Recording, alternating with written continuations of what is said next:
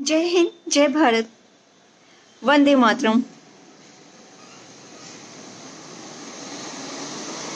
सुनी है एक खबर हमने भी उड़ते उड़ते, प्रधानमंत्री जी से मांगे हैं सिर्फ 5,000 करोड़ रुपए हमारे दिल्ली के मुख्यमंत्री जी ने। जय श्री राम, वंदे मातरम। नरेंद्र वर्मा जी, जय श्री राम। कैसे हैं आप लोग? आप सबका स्वागत है इस बहुत बड़ी विचार गोष्ठी में। आज सुबह मन की बात की प्रधानमंत्री मोदी जी ने, और तभी से मेरा मन बेचैन था। मैं मौका ढूंढ रही थी कब मुझे समय मिले और कब मैं एक विचार गोष्ठी अपने मन की बात अपने लॉकडाउन परिवार के साथ करूं, क्योंकि 2 दिन हो गए थे और 2 दिन से आप लोगों से लाइव मिली नहीं थी। ऐसा लग रहा था जैसे अपने परिवार को बहुत ज़्यादा मिस कर रही हूँ। इसलिए फौरन लाइव डालना का सोचा। और आज तो मौसम भी इतना अच्छा है, मैं आप सभी के घरों में आकर बरसी हूँ। सभी ने अपनी बालकनी में आकर मेरा स्वागत किया। जी हाँ, वर्षा आई थी आप सभी के घरों में और आप सभी ने मेरा स्वागत किया। सभी बहुत खुश हुए और सबके चेहरों की मुस्कान सबको बता रही है कि हाँ, वर्षा के आने से मौसम सुहावना हो गया है और उनका घर बहुत ज़्यादा खुशनुमा हो गया है। तो वर्षा जब आती है तो खुशियाँ ही लाती है। इसे कहते हैं अपने मुंह मियाँ मिठू बनना। अशोक गोयल जी, जय श्री राम जी। बलवंत सिंह जी, जय श्री राम जी। थोड़ा हंसना और हंसाना बहुत जरूरी है। ललित तोमर जी, जय श्री राम जी। बताऊं क्यों? क्योंकि कोरोना एक इम्यूनिटी की ज़रूरत होती है कोरोना से जंग लड़ने के लिए, और इम्यूनिटी हमारी लाफ्टर से बढ़ती है। जी हाँ, जितना आप हंसेंगे आपकी इम्यूनिटी बढ़ेगी। तो जितना हो सके, जितनी भी आप कोशिश कर सकें, हंसिए। हर चीज़ पर खुश रहने की, हंसने की आदत डालिए। Laughter is the best therapy in the world. Immunity बढ़ाने के लिए जितनी आप विटामिन खाएंगे, जितनी खुराक खाएंगे, जितना खाना खाएंगे, उस सबसे ज़्यादा काम करेगा आपका हंसना। इसीलिए मैं आपको बार बार हंसाती रहती हूँ। बुरा लगे तो बता दीजिएगा। अशोक गोयल जी बोल रहे हैं जय हिंद, वंदे मातरम, भारत माता की जय। जय श्री राम अशोक गोयल जी, कैसे हैं आप? बलवंत सिंह जी, जय श्री राम जी। आज पता है 2-3 मीटिंग थी। एक तो मैं रोजगार से जुड़ी हुई हूँ, लोगों को रोजगार दिलाने में सहायता करती हूँ, स्लम से जुड़े हुए गरीब लोगों को ज्यादातर। लेकिन आजकल सारे रोजगार के साधन बंद है, सब कुछ बंद है, बहुत ज्यादा दिक्कत हो रही है, लोग बहुत परेशान है, तो बहुत फोन आ रहे हैं। तो मैं इस तरह के वीडियोस और इस तरह के जूम सेमिनार्स भी अटेंड करती रहती हूँ, जिससे अगर मेरे को लगे कि इन लोगों को कुछ फायदा हो सकता है तो मैं वो 2-3 वो अटेंड करे। एक हमारी हिमालय परिवार की मीटिंग थी, जिसमें हमने ये वादा किया कि हम चीन को तिब्बत के रास्ते भारत में नहीं घुसाने देंगे। जी हाँ, चीन जो तिब्बत के रास्ते हमारे भारत में घुसने की कोशिश कर रहा है, उसके विषय में ही आज की मीटिंग थी, जो बहुत ही सक्सेसफुल रही। और आज का जो विषय रहेगा हमारे लॉकडाउन परिवार में बातचीत का, वो रहेगा धारा 370। जी धारा 370, आप कहेंगे धारा 370 तो वर्षों जी पुरानी हो गई, वो तो मोदी जी ने खत्म कर दी। और कौन सी धारा मोदी जी ने खत्म कर दी और कौन सी खत्म करने जा रहे हैं, बताइए? धारा 30 की बात करते हैं आज।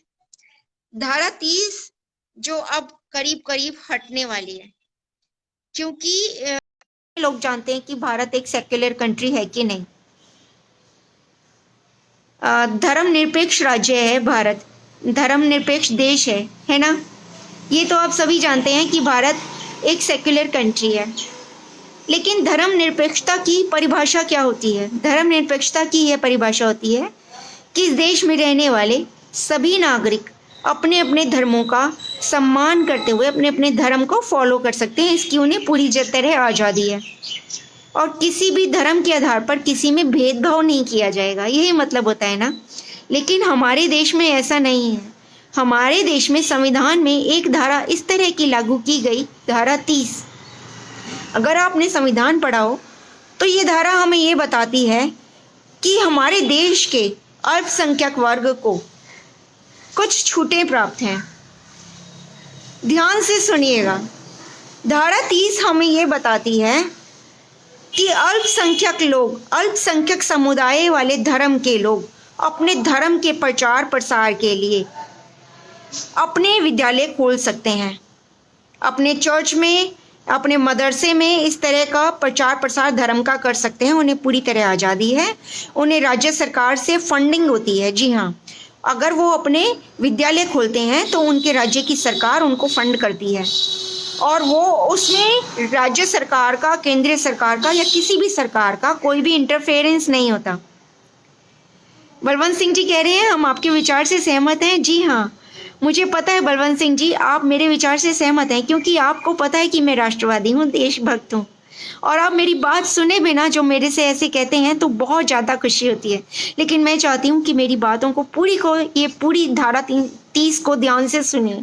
ये धारा 30 क्या है, क्या कहती है, और कब ये लाइमलाइट में आई, क्यों इसे हटाने की ज़रूरत पड़ी। जब सीएए लागू किया गया तो बहुत सारी जगहों से, देश के कुछ पर्टिकुलर जगहों से बहुत ज़्यादा दंगे हुए, बहुत ज़्यादा उसके विरोध में आवाज़ें उठी, बहुत कुछ ऐसा हुआ जो नहीं होना चाहिए था। सीएए हमारे देश के सभी नागरिकों के फेवर में थी, उन सभी लोगों के जो सच में देश के नागरिक हैं। लेकिन उसका जो विरोध हुआ तब उसकी जड़ खोजी गई कि क्यों उसका विरोध हुआ, और तब ये धारा 30 सामने आई। धारा 30 ये कहती है कि अल्पसंख्यक लोग अपने धर्म का प्रचार प्रसार करने के लिए, अपने धर्म की शिक्षा और नीति बताने के लिए अपने राज्य में अपने विद्यालय खोल सकते हैं, और उसमें सरकार का कोई इंटरफेरेंस नहीं रहेगा। सरकार का सिर्फ इतना इंटरफेरेंस रहेगा कि उनके राज्य की सरकार उनको फंड देगी।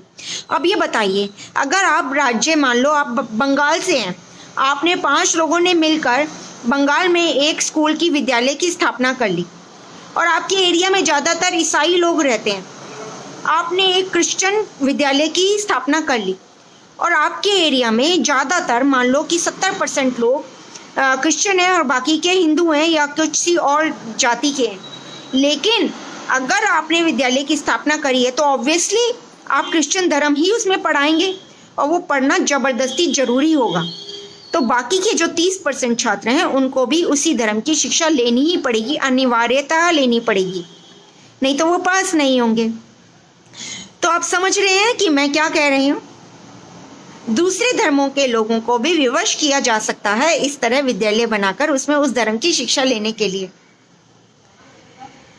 और फिर अगर आप अपने धर्म की शिक्षा अपने इस किसी ऐसे राज्य में लेते हैं जहाँ पर कि आप बहुसंख्यक हैं, मान लीजिए आप पांडिचेरी में हैं, वहाँ पर मुस्लिम बहुसंख्यक है, या आप हैदराबाद में हैं, या आप ऐसी जगह में हैं जहाँ पर मुस्लिम बहुसंख्यक है, लेकिन क्योंकि आप देश के हिसाब से, भारतवर्ष के हिसाब से एक अल्पसंख्यक जाति के हैं, आप एक अल्पसंख्यक समुदाय के हैं, तो आपको अल्पसंख्यक वाली सारी सहूलतें मिलेंगी।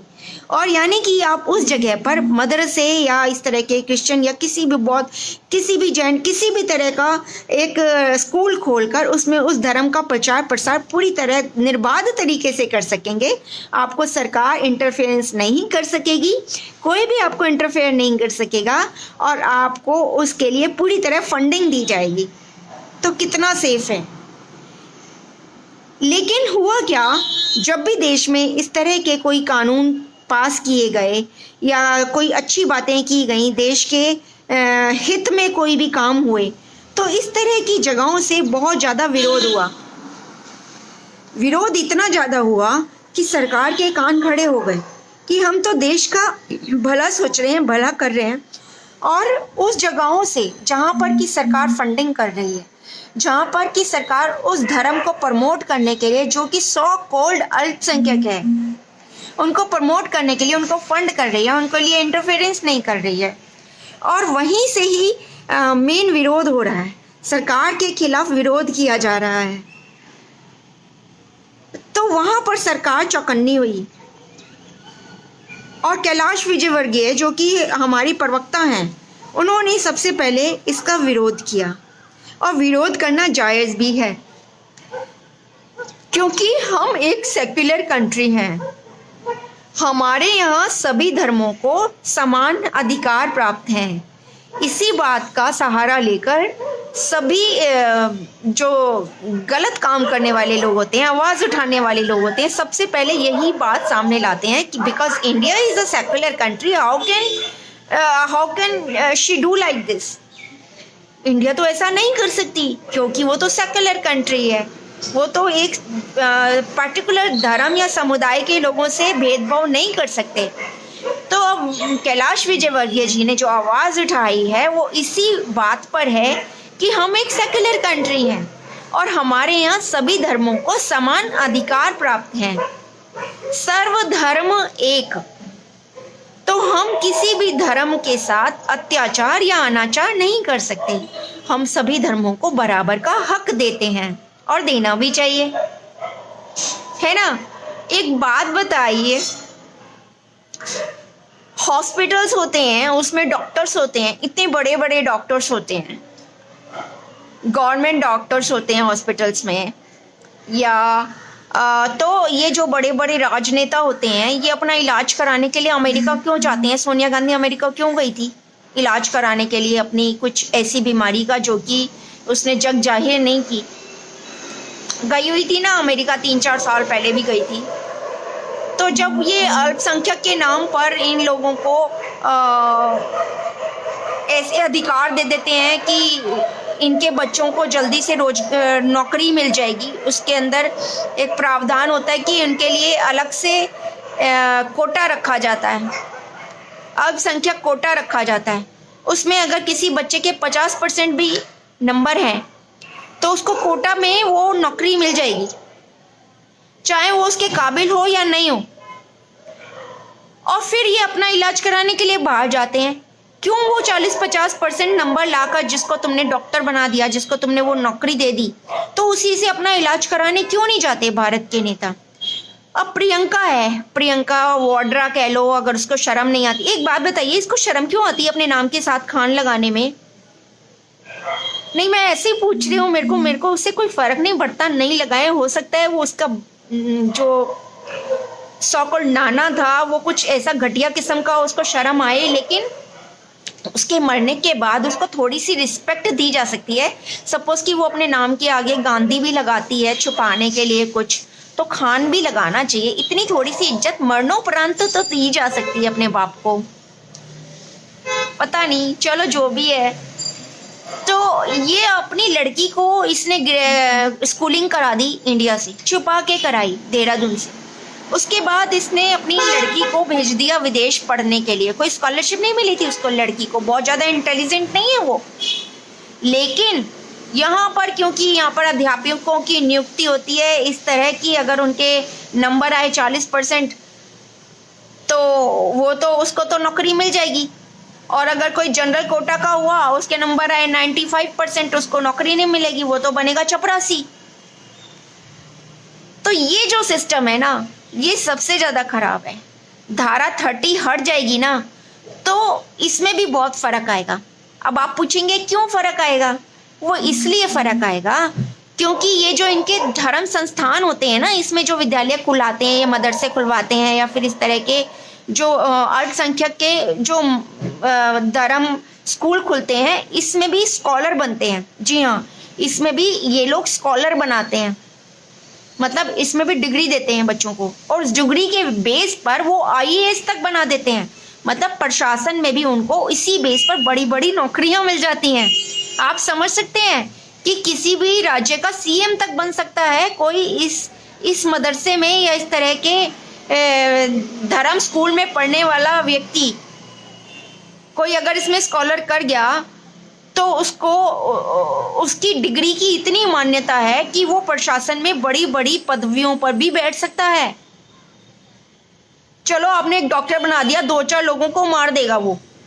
आपने 50% आने वाले व्यक्ति को डॉक्टर बना दिया, क्योंकि कोटा सिस्टम है भैया हमारे यहाँ तो, ठीक है। 10-5-20 जनों को मार दिया, क्या फर्क पड़ता है? इंडिया है, इतने लोग हैं, इतनी पॉपुलेशन है, मर गया तो क्या हो गया, है ना। अपने घर से तो नहीं मरा ना, क्या फर्क पड़ता है? इन लोगों को कोई फर्क नहीं पड़ता, क्योंकि ये लोग तो अपना इलाज कराने जाएंगे नहीं उन अस्पतालों में, जाएंगे तो हमारे आपके जैसे। अगर उन स्कूलों में शिक्षा प्राप्त करके किसी ने 10-12 साल बच्चे के बर्बाद कर दिए और वो कुछ किसी लायक नहीं बना, क्योंकि पढ़ाने वाले अध्यापक को ABCD भी नहीं आती, तो क्या फर्क पड़ता है? वो तो अपने बच्चों को बाहर विदेशों में पढ़ा लेंगे, उनको तो कोई फर्क नहीं पड़ता। दुखी होंगे आप, क्योंकि आपने अपने बच्चों से ना तो रोजगार कराया, शिक्षा के नाम पर स्कूलों में भेजा, क्योंकि सरकार इतना अनुदान दे रही है सरकारी स्कूलों में, इतनी बड़ी बड़ी बिल्डिंगें बना रही है, इतनी शानदार बिल्डिंगें बनाई जा रही हैं हमारे केजरीवाल जी के द्वारा, है ना। अब उसमें अगर शिक्षक आते हैं, कोटे से आते हैं ना, वो अगर उनको बेचारों को नहीं आती तो उनसे आप रोजी रोटी का अधिकार तो नहीं छीन सकते ना। अगर लोकल कैटेगरी का, हमारे जैसी जनता कैटेगरी का कोई व्यक्ति है, हमारे 97-98% भी आ गए तो हमें तो चपरासी की नौकरी भी किसी सिफारिश से मिलेगी। लेकिन अगर आप अल्पसंख्यक के हैं, अगर आप SC CSC कोटे के हैं और आपके 40-50% भी नंबर आते हैं, आपको आसानी से कहीं पर भी एडमिशन मिल जाएगा। अब आप डॉक्टर बने, आप इंजीनियर बने, बड़े बड़े डैम बनाए, वो फूटे टूटे, सड़कें टूटे फूटे, क्या फर्क पड़ता है? सरकार की गाड़ी चल रही है, अरे वोट तो वहीं से आते हैं ना। सरकार चल रही है, देश चल रहा है, कोई बोलने वाला है नहीं। लेकिन धारा 30 हटने से इस पर भी एक नकेल कसी जाएगी। बहुत फर्क पड़ेगा धारा 30 हटने से, क्योंकि यहाँ पर जो स्कॉलर बनते हैं उन्हें वो कम से कम नौकरियाँ नहीं मिलेंगी।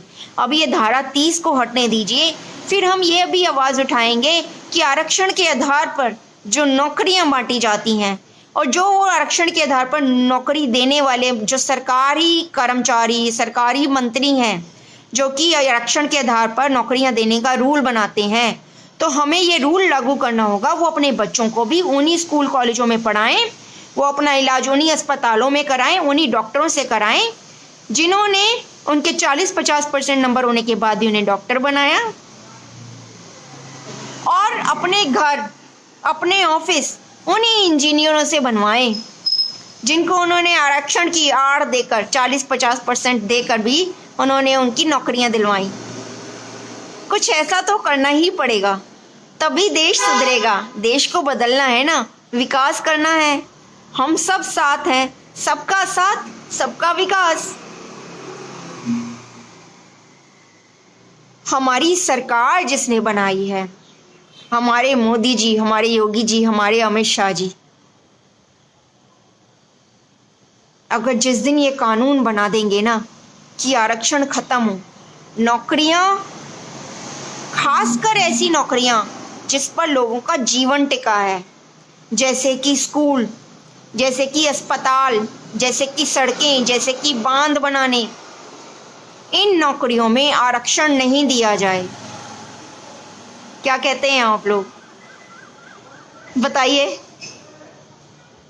क्या ऐसा नहीं होना चाहिए? अगर ऐसा होना चाहिए तो नीचे जरूर कमेंट में लिखिएगा, क्योंकि एक आवाज़ एक होती है, लेकिन एक के साथ एक मिल जाए तो 11, और एक के साथ 2 और मिल जाए 111। इसी तरह गिनती मल्टीपल होती है। सिर्फ एक मेरी आवाज़ काम नहीं करेगी, लेकिन आपकी चंद आवाज़ें मिल जाएंगी तो कई लाख की हो जाएंगी। और ये जो मेरी मुट्ठी है ना, ये अभी तो 1.25 लाख की है, ये बेशकीमती हो जाएगी, क्योंकि बंद है ना मुट्ठी मेरी, इसलिए 1.25 लाख की बोली मैंने। वैसे तो किसी भी तरह, किसी भी कीमत की नहीं। तो इसलिए हमको जुड़ना है, एक होना है, हमें अपनी आवाज़ उठानी है। धारा 30 को मैं कितनी बार उठा चुकी हूँ, लेकिन अब जब कैलाश विजयवर्गीय जी ने ये आवाज़ उठाई तो मुझे बहुत अच्छा लगा। इसलिए मैंने अभी सोचा कि मैं आपके साथ इस बात को शेयर करूं, क्योंकि जब आपकी आवाज़ के साथ इतने बड़े नेता कैलाश विजयवर्गीय जी की आवाज़ मिल गई, जब मैंने ये आवाज़ उठाई थी ना, तो मेरी आवाज़ को सुनने वाला कोई नहीं था, कोई समझने वाला नहीं था। मैंने इसके ऊपर 2-3 लाइव डाली, मैंने बहुत समझाया लोगों को कि प्लीज़ इस आवाज़ को शेयर कीजिए, प्लीज़ लोगों को ये बताइए कि उनके लिए बहुत ज़रूरी है, ये उनके देश के लिए, उनके राज्य के लिए, उनके पड़ोस के लिए, उनके माहौल के लिए, उनके कस्बे के लिए, उनके ज़िले के लिए बहुत ज़्यादा ज़रूरी है। सिर्फ एक धारा 30 हटने से ही बहुत बड़ा बदलाव आ सकता है उनकी अपनी ज़िंदगी में, उनके बच्चों की ज़िंदगी में, क्योंकि उनके बच्चों का हक मार कर जो इस तरह के धर्म विद्यालयों में पढ़ने वाले स्कॉलर बड़े बड़े शासक और प्रशासनिक और बड़े बड़े पदों पर सुशोभित हो रहे हैं, वो आपके बच्चों का हक मार रहे हैं। लेकिन मेरी आवाज़ किसी ने नहीं सुनी, किसी ने उसको समझा ही नहीं, किसी ने चेष्टा ही नहीं करी, सो रहे हैं लोग। मौसम अच्छा हो गया है, लॉकडाउन लगा हुआ है, चलो सो जाते हैं, बीवी से पकौड़े बनवाते हैं, खाते हैं और ऐश मारते हैं। कम मिलता है ऐसा सुकून। लेकिन नहीं, प्लीज थोड़ा सा जाग जाइए, लेटे लेटे भी थोड़ा सा, अगर मोबाइल से ही अगर आप खेलते खेलते भी कुछ इस तरह की आवाज़ों को शेयर करेंगे या अपनी आवाज़ उठाएंगे तो देखिए कोई ना कोई आवाज़ तो बुलंद हो ही जाएगी। जैसे ये मेरी आवाज़ बुलंद हुई है, धारा 30 जरूर हटेगी, आप देखिएगा। और तब आप याद कीजिएगा वर्षा जैन को कि हाँ, वर्षा जैन थी, कितने सालों तक इसने तपस्या करी, सबको जगाने की कोशिश करी, और अब जब धारा 30 हट रही है तो हम आज वर्षा को याद कर लेंगे। देखिए जब मैं आपके घर आकर बरसती हूँ तब आप मेरे को याद करते हो ना मुझे याद। इसी तरह जब धारा 30 हटेगी तब भी आप प्लीज मुझे याद कर लीजिएगा, भूलिएगा मत। मौसम वाकई में बहुत अच्छा हो रहा है और बादल छा रहे हैं, लेकिन एक बात का ध्यान रखिएगा, हमें अपनी इम्यूनिटी बढ़ानी है और हमारा वर्कआउट इतना ज़्यादा नहीं हो रहा है घरों के अंदर रहकर। मैं जान रही हूँ, मेरे को पता है कि आप लोग कम एक्सरसाइज कर रहे हैं, कम चल रहे हैं, तो थोड़ा सा पकौड़ों पर ब्रेक, टेस्ट के लिए खाइए, पेट भरने के लिए नहीं खाइए, पूरी परांठे कम खाइए।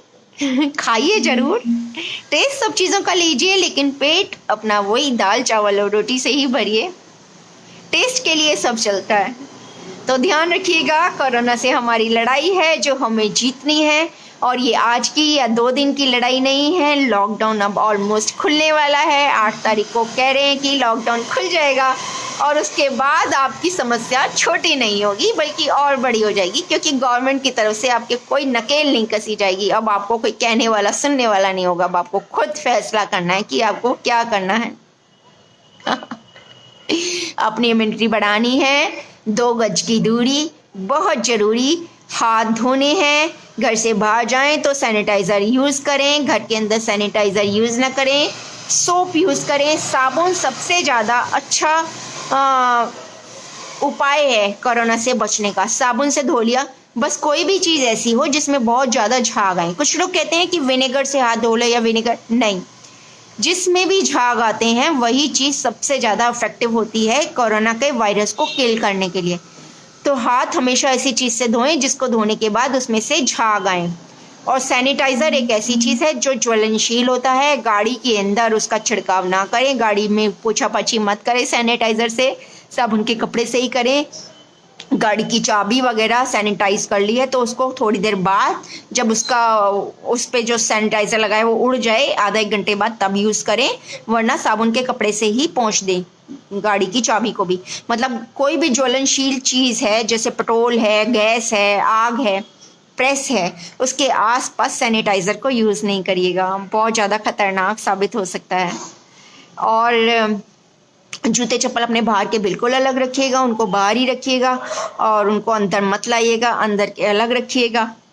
और अपने 2-3 मास्क बना लीजिए घर पे ही। एक बात बताऊं, जो अपना पजामा होता है ना, उससे बड़े अच्छे मास्क बनते हैं। एक पजामे में से कम नहीं तो 20 मास्क बन जाते हैं। उसको बस काटना है, दोनों तरफ डोरी डालनी है बस, और बहुत बढ़िया मास्क बनते हैं। जो जितने भी फटे पुराने आपके पजामे हों, पजामी हों, उनसे मास्क बनाइए। बस उसमें जो, जैसे ये आपने ये बाजू काटी, देखिए जैसे ये बाजू है, ये बाजू यहाँ से ये काट ली आपने, ये सीधी सीधी बाजू हो गई यूं, और ये जो जगह होती है ना, ये यहाँ से एक डोरी डालिए और एक डोरी यहाँ से डालिए, और उसको यहाँ पर बांध लीजिए। बांधे हुए भी मुंह पर बड़े सुंदर लगते हैं, रंग बिरंगे, आपको जिस कलर के चाहिए उस कलर के आप पजामे में से, या इस तरह की टी शर्ट की बाजू में से, या लेगिंग्स होती हैं लेडीज़ के पास, लेगिंग्स में से इस तरह के मास्क बनाइए घर के, ताकि आप दिन में 4 मास्क भी यूज़ करें, अपने बैग में लेकर चलिए। जब को आपको लगे 2-3 घंटे हो गए मास्क के, तो चेंज कर लीजिए और इकट्ठे एक थैली में रखिए सारे, और रात को लाकर सारे के सारे जब धो दीजिए साबुन से, और उसको धूप में सुखा लीजिए। तो मास्क अपने घर में ही बनाइए कॉटन कपड़े से, जो कि अपने बदन को छीले नहीं, काटे नहीं, क्योंकि बाजार के मास्क है ना, कई बार इरिटेट कर जाते हैं, क्योंकि वो कई बार ऐसे कपड़े के होते हैं जो कि अपन को सूट नहीं करते। अब तो ना गाड़ियां भी बाहर, मैं गेट के पास बैठी हूँ ना, बताऊँ मैंने पंखा भी नहीं खोला है, मौसम इतना अच्छा है कि बिना पंखे के ही बहुत अच्छा लग रहा है। और ऊपर बादल हो रहे हैं काले काले, यानी कि रात को भी बादल बरसने वाले हैं, रात को भी वर्षा आएगी। और गाड़ियां नज़र आ रही हैं आजकल तो 2 दिन से, एक गाड़ी के बाद दूसरी गाड़ी आ रही है। बाहर गेट के बाहर मैं देख रही हूँ, देखिए, है ना। और गाड़ी स्कूटरों की थोड़ी थोड़ी आवाज़ जो हम सुनने के अभ्यस्त नहीं रहे थे वो वापस आ रही हैं। अच्छा, एक चीज़ और है कि जैसे हमारा पर्यावरण बिल्कुल शुद्ध हो गया है, हवा कितनी ताज़ी हो गई है ना, घर के अंदर घर के बाहर सब जगह हवा बहुत ताज़ी हो गई है। हमारी गंगा यमुना सारी बहुत अच्छी हो गई हैं। और जो भी हमारे हिल स्टेशंस हैं ना, वो भी बहुत ज़्यादा साफ़ सुथरे और बहुत ज़्यादा क्लीन नीट सब तरह से, यानी कि उसमें एयर पोल्यूशन भी ख़त्म हो गया है, वॉइस पोल्यूशन भी ख़त्म हो गया है, सॉइल पोल्यूशन भी ख़त्म हो गया है, और उसके अंदर जितनी भी तरह का पोल्यूशन होता है ना वो सारा ख़त्म हो गया है। तो वो इतने ज़्यादा बिल्कुल नए नए से हो गए हैं। तो इनको प्लीज़ वैसे ही रखने की कोशिश कीजिएगा। जितना लॉकडाउन पीरियड में हमने साफ़ सफाई का ध्यान रखा है, उसके बाद भी साफ़ सफाई का उतना ही ध्यान रखिएगा। सिर्फ साफ़ सफाई का नहीं, अपने परिवार का भी उतना ही ज़्यादा ख्याल रखिएगा जितना कि आपने लॉकडाउन में रखा है। लॉकडाउन में आपका परिवार बहुत खुश है, सब एक दूसरे से बात करने लग गए हैं, एक दूसरे के साथ खेलने लग गए हैं, एक दूसरे को टाइम देने लग गए हैं, एक दूसरे के साथ खाना खाने लग गए हैं। तो ये बात है ना, ये सबसे अच्छी है। देखिए, सारा संसार एक तरफ, परिवार एक तरफ, परिवार से ही हम हैं, परिवार हैं तो हम हैं, परिवार है तो समाज है, समाज है तो देश है। यानी कि सब चीज़ की धुरी है, एक परिवार है तो क्यों ना हम अपने परिवार को अपना मान सम्मान दें, इज्जत दें, टाइम दें। तो ये चीज़ जो हमें कोरोना ने सिखाई है, ये चीज़ को कभी मत भूलिएगा। एक तो साफ़ सफाई का उतना ही ध्यान रखिएगा। आज मैं फर्स्ट टाइम आधा किलोमीटर की गाड़ी की राइड पर गई थी अपनी कार से, अपने घर के आसपास की, क्योंकि मेरे को 23 मार्च के बाद मैं घर से नहीं निकली थी, बस 1-2 दिन निकली थी जब सैनिटाइज़र का काम हुआ था, उसके बाद नहीं निकली हूँ। और वो भी पैदल ही निकली थी आसपास की गलियों में ही। लेकिन आज मैं गाड़ी में बैठकर फर्स्ट टाइम 23 मार्च के बाद 2 महीने बाद पहली बार सिर्फ ये समझ लीजिए ज़्यादा से ज़्यादा आधा किलोमीटर की राइड पर गई थी। लेकिन मुझे बहुत अच्छा लगा ये देखकर कि सारी रोड, सारी सड़कें, सारी गलियां बिल्कुल साफ़ सुथरी थी। और बारिश होने के बाद हालांकि पानी भरा हुआ था, कई जगहों पर पानी भरा हुआ था, लेकिन कूड़े के ढेर नहीं थे। स्लम्स गायब हो गए हैं आसपास से, इस वजह से नहीं थे, या लोग घर से बाहर नहीं निकल रहे तो कूड़ा नहीं डाल रहे बाहर, या पता नहीं क्यों। जैसे हम घरों से बाहर निकलते थे, और मैं घर से बाहर निकली थी उस समय टाइम था करीब 9:15 बज रहे थे, नहीं 7:45 बज रहे थे, सुबह के टाइम था, 7:45 बज रहे थे। और सारी सड़कें, सारी गलियां सब बिल्कुल साफ थी, कहीं कूड़े का कोई छोटा सा भी ढेर मुझे नज़र नहीं आया। तो ये जो था ना, ये बहुत अच्छा लगा मुझे। और पेड़ पौधे, क्योंकि रात को बारिश आई थी तो बिल्कुल साफ थे और कहीं पर कूड़े के ढेर नहीं थे। तो ये नज़ारा था ना, ऐसा था जैसे कि मैं किसी फॉरेन कंट्री में आ गई हूँ। जब हम फॉरेन कंट्री जाते हैं ना, तो सबसे पहले हम वहाँ की सफाई देखकर ही अट्रैक्ट होते हैं। वहाँ की सफाई देखते हैं, वहाँ का क्राइम रेट देखते हैं, और वहाँ का डिसिप्लिन देखते हैं, और इसी से ही हम इंस्पायर होकर इतना पैसा खर्च करके बाहर के देशों में जाते हैं। लेकिन अगर हम बिना पैसा खर्च करे अपने देश को ही वैसा बना दें तो कैसा रहेगा? अच्छा रहेगा ना। तो कोशिश सबसे पहले अपने आप से ही करनी चाहिए। मैं किसी को कुछ बताती हूँ ना, जैसे कि मैं किसी को कहती हूँ देख चीनी नहीं खाया कर, चीनी तक, जैसे कोई बच्चे हुए, मैं पढ़ाती हूँ, जैसे स्लम्स में जाती हूँ पढ़ाने के लिए ना, आजकल नहीं जा रही कोरोना की वजह से, तो स्लम्स में जाती हूँ ना, तो किसी बच्चे के दांत में, हाय दीदी मेरी दांत दुख रही, मेरे ये हो गया, मेरे वो, अच्छा तू चीनी बहुत खाता है, टॉफी बहुत खाता है, मत खाया कर। अच्छा सुन, कल से मत खाइयो। क्यों दीदी कल से क्यों? क्योंकि आज से मैं भी नहीं खाऊंगी। मैं अपने ऊपर जब तक अंकुश नहीं लगाऊंगी तब तक तुमको कैसे खाने को मना कर सकते हो? तो वो इतना खुश हुए बच्चे, इतने खुश हुए। उन्होंने कहा, अगले दिन पूछा मुझसे, अगले दिन जाते के साथ ही पूछा, जैसे ही मैं पढ़ाने गई। बारिश के दिन थे, मुझे अच्छी तरह याद है, इन्हीं दिनों की बात है, मई का महीना था, और मैं पढ़ाने गई थी क्योंकि गर्मी की छुट्टियां थी। तो बहुत बच्चे पढ़ते हैं स्लम्स में ना, जब मैं जाती हूँ तो ढेर का ढेर इकट्ठा हो जाता है, बहुत सारे बच्चे आते हैं, और सभी आयु वर्ग के बच्चे होते हैं, यानी कि उनका एज ग्रुप होता है 3.5 साल से लेकर 16-17 साल तक के बच्चे। और ज़्यादातर वो लोग इंग्लिश में या मैथ्स में ही वीक होते हैं, तो उनको खेल खेल में मैं ड्रामा कर करके ये सब सिखा देती हूँ, पहाड़े सिखा देती हूँ, या छोटे सम्स करना सिखा देती हूँ, जमा घना गुना भाग के सम्स करने सिखा देती हूँ, या फिर इंग्लिश में उनको ड्रामा कर करके सिखाती हूँ। जैसे उनको कोई करेक्टर दे देती हूँ और उनको पहले हिंदी में और फिर इंग्लिश में बोलना सिखाती हूँ, तब उनको लिखना सिखाती हूँ। तो इस तरह का मैं उनको ना चलते फिरते खेल खेल में सिखा देती हूँ। इनके साथ खो खो खेलती हूँ या उनके साथ योगा कराती हूँ उनको, या कोई ऐसी एक्टिविटीज़ कराते कराते मैं उनको पढ़ा देती हूँ। पढ़ाते में मैं उनको लैंग्वेज सिखा देती हूँ। तो वो आते कहते, अगले दिन जैसे ही मैं पढ़ाने गई ना, तो मैं जब जाती हूँ ना तो रास्ते में ही गली में ही मेरे को पकड़ लेते हैं और फिर वहाँ से मेरे साथ पैदल पैदल चलते हैं। अपने घरों से भागकर गली के आखिर तक आ जाते हैं, वहाँ से अंदर तक भागते भागते चलते हैं, जहाँ जिस एरिया में मैं अंदर बैठ के स्लम एरिया में पढ़ाती हूँ। तो रास्ते भर मेरे से सवाल जवाब करते रहे कि दीदी आपने टॉफ़ी नहीं खाई ना, कल आपने चीनी नहीं खाई ना। मैं कहा मैंने कल चाय भी नहीं फीकी पी और मैंने कल बिल्कुल भी चीनी या टॉफ़ी नहीं खाई, और अब तुम भी नहीं खाना। हाँ दीदी हम आपका इंतजार कर रहे थे, अब आपने छोड़ दी ना, अब हम भी नहीं खाएंगे। मैं किसका मतलब तुमने कल खाई थी? हाँ हमने कल खाई थी। झूठ नहीं बोले वो बच्चे, उन्होंने कहा हाँ हमने कल खाई थी, क्योंकि आपने कहा था ना पहले आप छोड़ोगी फिर तुम छोड़ना, तो इसलिए हम आपका इंतजार कर रहे थे। अब आपने छोड़ दी, अब हम छोड़ देंगे। तो बच्चों का दिल कितना मासूम होता है ना, कितने प्यारे होते हैं ना वो लोग। हमें भी ना अपना, हम कितने ही बड़े हो जाएं, अपने दिल का बचपन कभी नहीं छोड़ना चाहिए। जितना मासूम और नादान बचपन होता है ना, वो बचपन अगर हम लोगों के अंदर जिंदगी भर रह गया तो क्राइम ही नहीं होगा कभी। आप कहेंगे कितना बोलती है, लेकिन ये सच है, ये सच है ना, ये सच है। क्राइम खत्म हो जाएगा अगर हम बच्चे बन जाएंगे तो। और एक और सबसे बड़ी बात, स्वदेशी का पालन कीजिए। देखिए मोदी जी की बात, मन की बात किस किसने सुनी थी सुबह? मैंने ना शेयर भी करी थी, मैंने उसकी वॉच पार्टी भी बनाई थी और आप सबको इनवाइट भी किया था, आप सबने देखी होगी।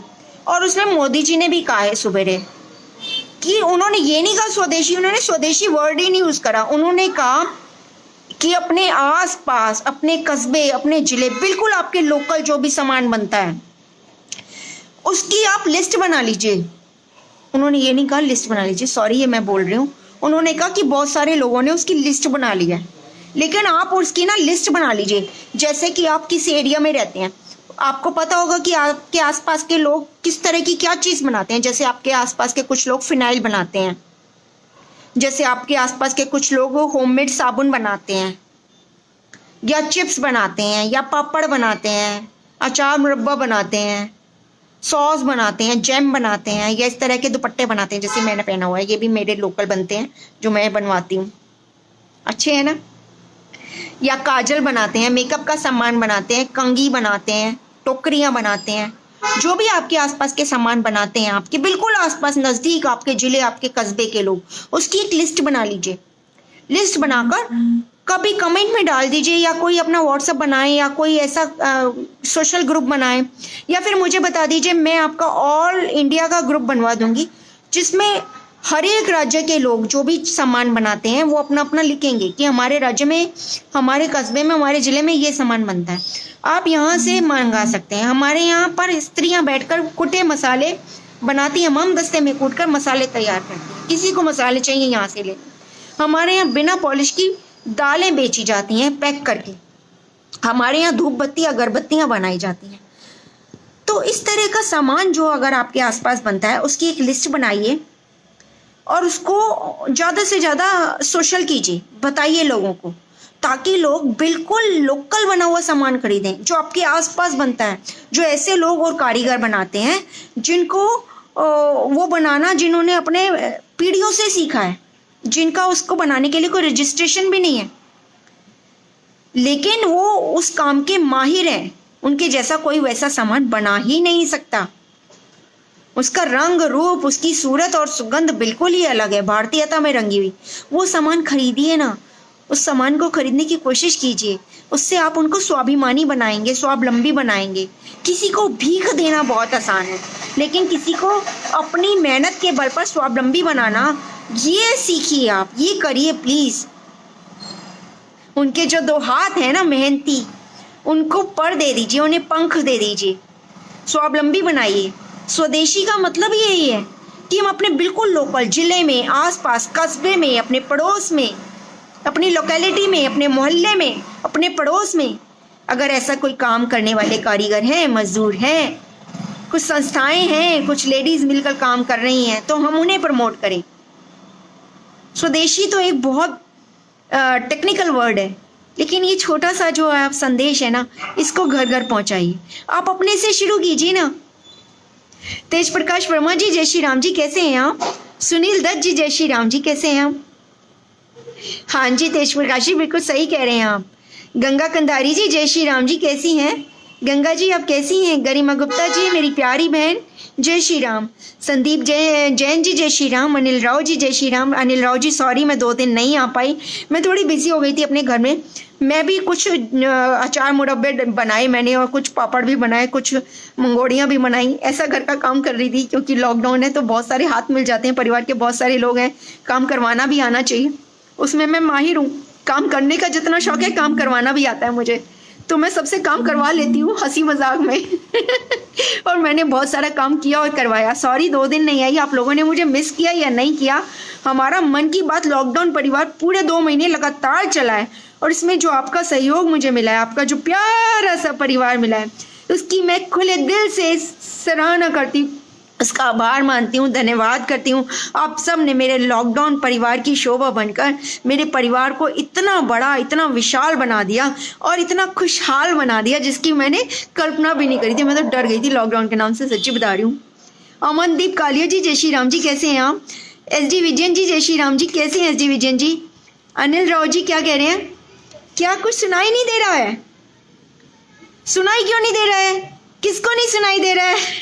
एस डी विजयन जी कह रहे हैं हिंदू शेरनी। हाँ शेरनी हूँ मैं, सामने जो आएगा ना फाड़ के रख दूंगी, अगर कुछ गलत हुआ तो गद्दारों का सीना चीर दूंगी मैं, इतनी ताकत है, इतना हौसला भी है। डबल साउंड क्यों आ रही है? डबल साउंड आ रही है, मैं 1 मिनट देखती हूँ, मेरा कहीं लैपटॉप तो नहीं खुला। प्रवीण बंसल जी जय श्री राम जी। धर्म सिंह जी जय श्री राम जी। बलवंत सिंह जी जय श्री राम जी। किरण शिरवाला जी जय श्री राम जी। जीतू भाई प्रजापति जी जय श्री राम जी। जीतू भाई जी कैसे हैं आप? जीतू भाई जी मेरी आवाज आ रही है आपको सही? जीतू भाई जी मेरी आवाज सही आ रही है? जीतू भाई जी नहीं, सिर्फ 2 दिन हुए हैं, 2 दिन पहले मैं आई थी ना, सावरकर जी की जयंती पर मैं आई थी आप सबके सामने। और एक और बात बताती हूँ मैं, 2 तारीख को एकादशी है, निर्जला एकादशी, पता है ना आपको? तो जल की जो छबील लगाते हैं तो ध्यान से लगाइएगा, उसमें स्वच्छता का ध्यान रखना है आपको, ग्लव्स पहनने हैं, और हो सके तो शरबत जो डालें वो किसी लोकल बना हुआ डालें, लोकल बना हुआ शरबत बनाएं, या तो अपने घर में बनाएं। अगर शरबत बनाना नहीं आता तो आप गूगल और यूट्यूब से सीखिए, लेकिन ये जो रूह अफ़ज़ा है ना, ये बिल्कुल यूज़ मत करिएगा। और अगर कहीं कोई छबील लगती है जिसमें रूह अफ़ज़ा यूज़ करा जा रहा है तो वो शरबत आप बिल्कुल मत पीजिएगा, उस पर बैन लगवा दीजिएगा, मतलब आप उसका बायकआउट करिएगा। देवीलाल मनोरिया जी जय श्री राम जी। देवीलाल जी कैसे हैं? अजय लुथरा जी जय श्री राम जी, कैसे हैं अजय जी? हाँ थैंक यू जी अजय जी, थैंक यू जी। शालू कोहली जी जय श्री राम जी। शालू जी आपको मेरी आवाज़ आ रही है? शालू जी। अनिल राव जी आवाज़ आ रही है? अनिल राव जी मैं ना आज लेट इसलिए हो गई क्योंकि मैं बारिश के फुल मज़े ले रही थी, बारिश हो रही थी हमारे यहाँ, और हम सब बारिश में खूब खेले, खूब मज़े करे, चाय भी पी आपके बिना, आप सबको बहुत मिस किया, लेकिन आज हमने